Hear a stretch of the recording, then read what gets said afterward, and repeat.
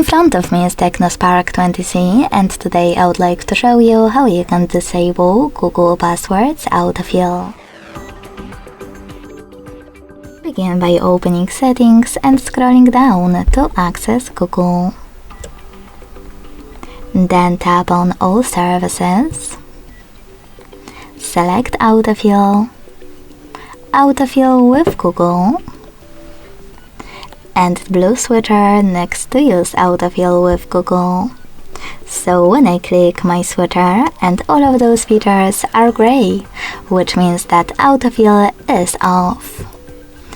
Thanks so much for watching. If you enjoyed this video, leave a like, comment and subscribe.